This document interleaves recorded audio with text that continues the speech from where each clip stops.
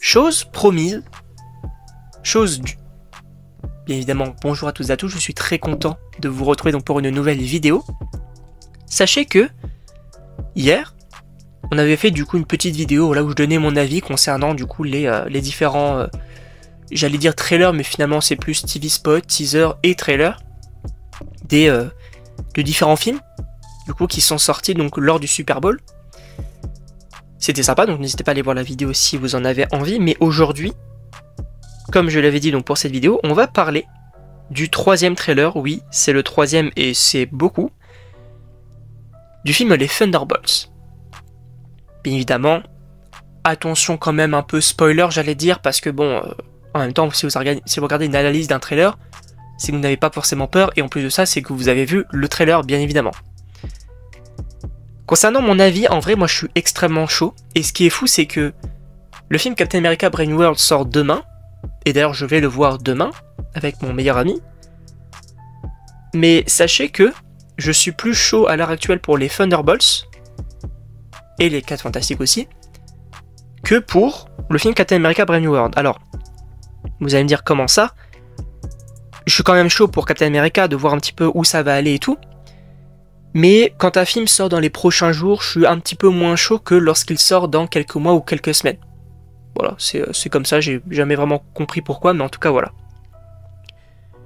Ce trailer m'a beaucoup plu. Ce trailer m'a beaucoup plu. J'adore en fait le style des Thunderbolts, alors oui ça fait très Suicide Squad, mais je trouve que le pari il est quand même assez réussi, parce que 3 trailers, et les 3 j'ai aimé. Donc plutôt intéressant. Bien évidemment, l'équipe, que ce soit du coup Yelena, que je trouve un personnage hyper intéressant, une actrice trop sous-cotée, Red Guardian que j'aime beaucoup, Bucky qui, alors au début je me suis dit qu'est-ce qu'il fait là, mais au final je me dis il peut quand même donner quelque chose de très intéressant. Pareil donc pour John Walker, j'ai très hâte de voir son évolution. Bon, Taskmaster et Ghost, un peu moins chaud on va dire sur le film, mais en réalité bon, ça peut être plutôt intéressant. Donc déjà moi l'équipe j'aime bien, le style j'aime bien, également ça c'est intéressant, c'est que Valentina Allegra des Fontaines dit que les Avengers ne viendront pas. Et ça c'est intéressant. Pourquoi? Sachez que, alors, on va parler du gros du trailer après, mais il y a l'air d'y avoir une menace.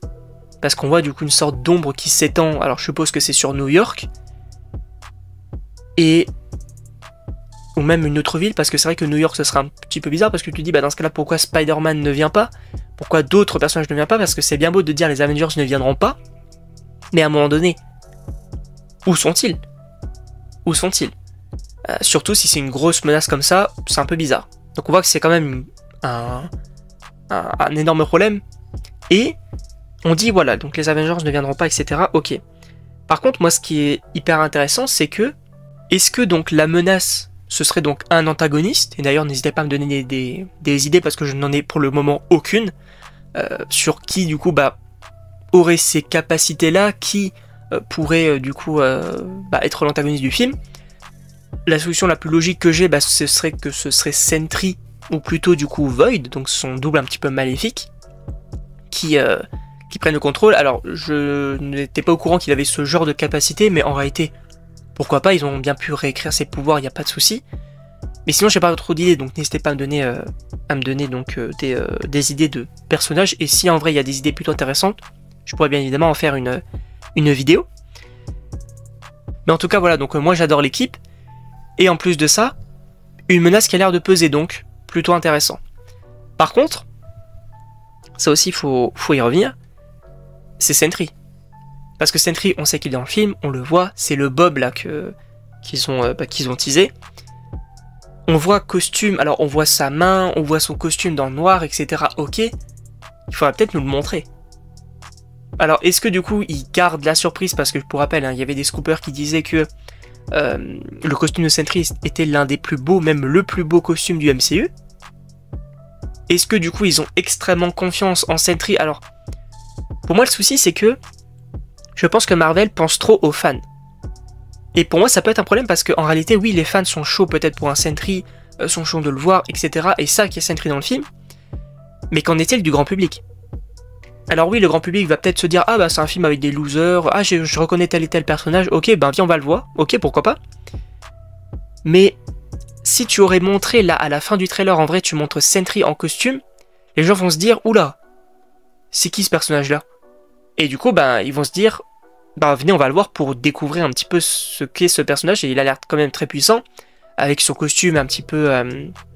En vrai oui ça... C'est peut-être con et c'est peut-être un peu bizarre de dire ça, mais pour le grand public je pense qu'en vrai, si tu montes le costume Sentry, ça va faire penser à des gens à Superman. Parce qu'il y a le costume de la cape, il y a ce côté S, voilà, je pense que ça peut le faire, ça peut faire penser à ça. Et pour moi en vrai je trouverais ça plus intelligent de le montrer. Après, je pense que du coup ils ont quand même confiance au film, parce que pour rappel, divulguer quand même donc un trailer de 2-3 minutes au Super Bowl ça coûte extrêmement cher, et c'est pour ça que les studios, comme on en avait parlé hier, ont fait que des teasers.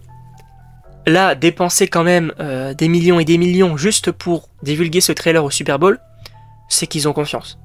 C'est qu'ils ont confiance, et pour moi je pense que le film peut marcher. En tout cas c'est des bons retours. Voilà.